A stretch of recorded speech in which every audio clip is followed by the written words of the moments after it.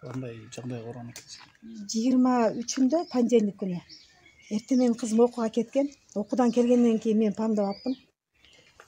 Сөйкөсү сынган болуп, бети кызарып келген. Анан мен деле анча внимание обращать этпеген экен. Кошунам чыгып айтты да, кызыңыз жакшыбы деп, анан эмне болуптур десем, ушинтип эжекеси уруп коюптур го деп. Анан мен эжекесине чалдым. Классный руководителине чалсам, мен уктум бул менен андай мындай, короче, үйүңө барат ошол эжеке деди. Анан шамга жакын үйгө келди эжеке. Келип эже мен эмоцияга алдырып коюп, башка кыздар менин жиниме тийип коюшту эле. Асема деген, Дамира деген кыз. Анан мен анын ортосунда менин кызым менен анын эжекенин кызы бирге окуп атпайбы булар менен, классташ болуп. Менин кызым менен экөө кичине урушуп кеткен экен. Менин кызым айтыптыр да, эжеке кызыңызды тыйып коюу десе, сен эмнеге мага антип айтасың деп, сволочь дептир десе, менин кызым оозуңузга карап сүйлөң эжеке, сволочь дебең десе, сволочтар деп ошентиптир да. Анан мага келди. Келип эже мен бир эле шапалак салып койдум кызыңызга.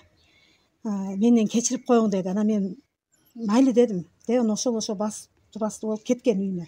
Менен бир эле шапалак урду, кызым дагы айтпады да. Анан эртеси мага WhatsApp'тан келип атат да. Ошол видеочу. Анан мен эми жамандыгым алса милицияга барсам болот эле да. Баягы немени алып жазып, анан мен андай кылбай эле мектепке, директорге барып, муну эмне деген десем, эжеке директор шок болуп атат да көрүп. Анан эжекени чакырды, кандай болду неме десе, мен ушинтип кыздардын настроением өлтүрдү эле, шок болуп, анан эмоцияга алдырып деген сөздөр болду.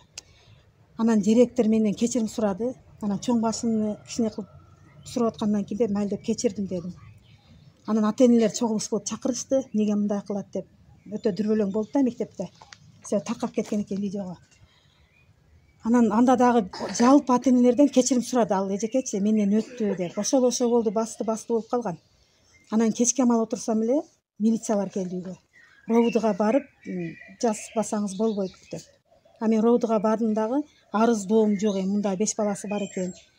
Бул эжеке деле жаш экен деп жазбадым.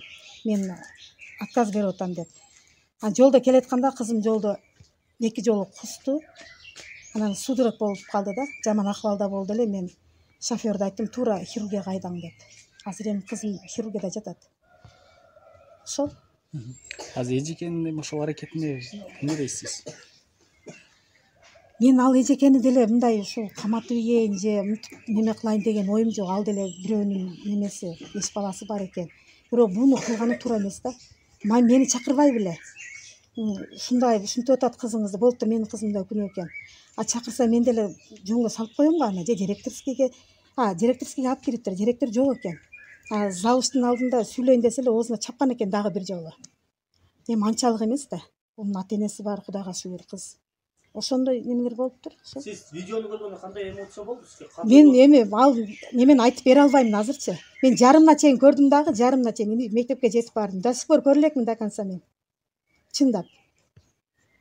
Анан кечкурун мен түнү саат эртең почти 5ке чейин немени көрүп отурдум да, комментарийлердичи. Эми ушунчалык жаман жазылган, ар бир ата-эне өзүнүн башынан өткөндө билет да анычы. Эми ушундай жаман неме кылышкан ата-энеси мындай экен, анан налят депчи. Мен Кудайга шүгүр тарбия көргөн жердин кызым отличница мектепте. Бүт эле 5 балам окуйт, 5 тең жакшы окушат да. Анан бул түшүнбөй мындай комментарий жазгандарда мен аябай нааразымын да.